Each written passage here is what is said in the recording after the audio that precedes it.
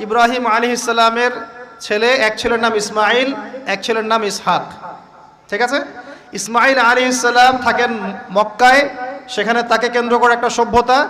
এই বংশে সর্বশেষ নবী মুহাম্মদ সাল্লাল্লাহু আলাইহি ওয়াসাল্লামের জন্ম। তার মানে আমরা বনু ইসমাইল। আমরা কারা? বনু ইসমাইল। আমরা মুহাম্মদ সাল্লাল্লাহু আলাইহি ওয়াসাল্লামের কওম, উম্মাহ। আর এইদিকে আরেক ছেলের নাম হচ্ছে ইসহাক, যিনি থাকেন ওই শামে, ওই প্যালেস্টাইনে, ওই জেরুজালেমে, ওই জায়গায়, ওটা শাম। ঠিক আছে? এবং ওখানে তিনি তার বংশ বিস্তার হচ্ছে।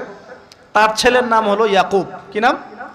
ইয়াকুব আলাইহিস সালামের আরেক নাম হলো ইসরাইল। ইয়াকুব আলাইহিস সালামের আরেক নাম কি? ইসরাইল। এবং তার সন্তানদেরকে বলা হয় বনু ইসরাইল। তার সন্তান অনেক। এই সন্তানদের মধ্যে একজনের নাম ইউসুফ। ঠিক আছে? তারপরে আসছে পরে ইউনুস। এই বনু ইসরাইলের মধ্যেই দাউদ, মূসা,